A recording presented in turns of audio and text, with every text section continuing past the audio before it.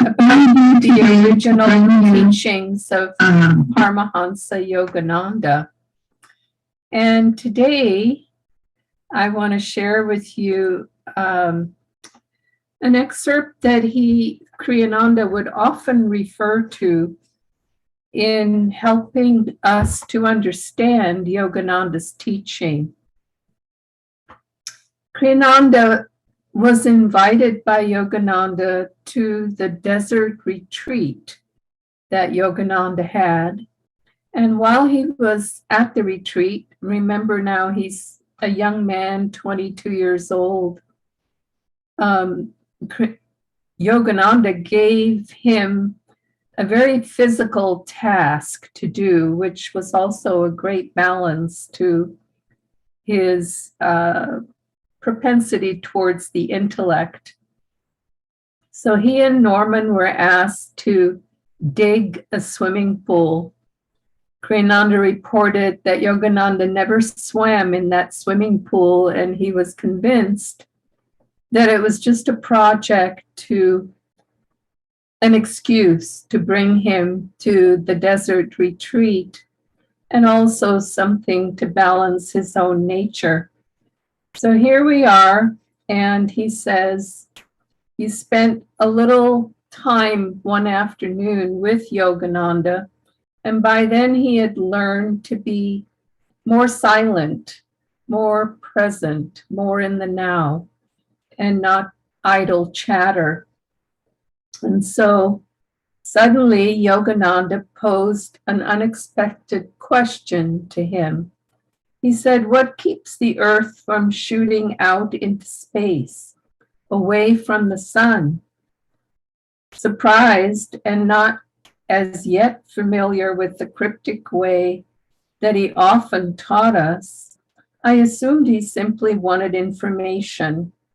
"It's the sun's gravitational pull, sir," I explained.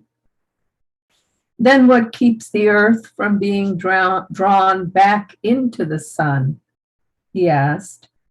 "That's the earth's centrifugal force, pulling it constantly outward. If the sun's gravity weren't so strong as it is, we'd shoot off into space, out into the solar system altogether. Out of the solar system altogether." The master smiled significantly.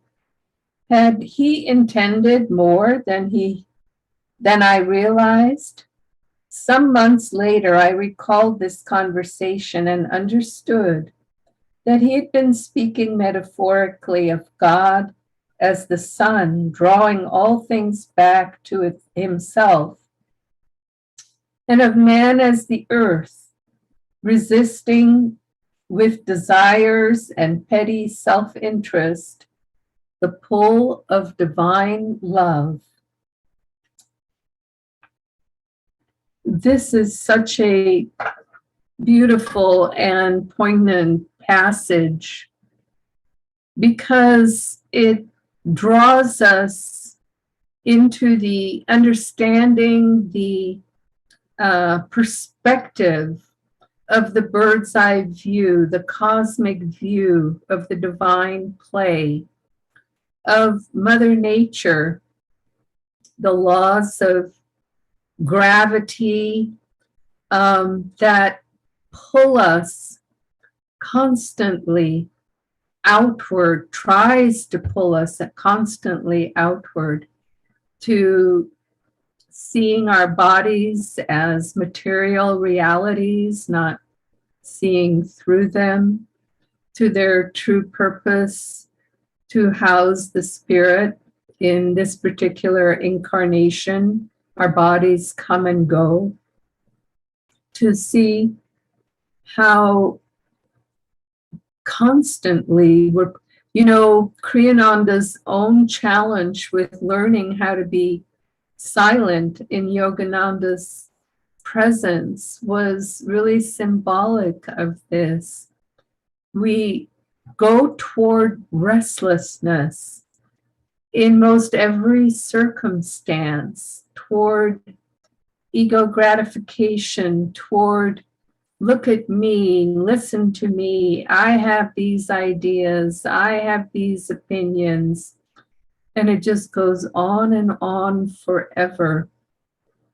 When my husband Riemann and I used to travel for a variety of reasons, mostly for Ananda, sometimes on vacation, you know, we'd arrive at a new hotel or motel and we turn on the television, and through the years, we realized that more and more there really was nothing, absolutely nothing on that television that interested us, because it was almost a tasteless representation of this very dynamic that Yogananda was talking about to Kriyananda, designed to try to pull us in different directions and outward always, and to keep us from being still. Be still and know that I am God. In other words, the divine is within us, always calling us within into the portable paradise that resides within each and every one of us. No matter how dark our karma might seem in the moment, there is always a light at the center of us. Let's keep looking for that light, not just looking for it, commune with it when we see it, and it will grow and grow until it becomes a blazing bonfire of divine joy and wisdom. Joy to you, and we'll see you again tomorrow. Okay, bye-bye now.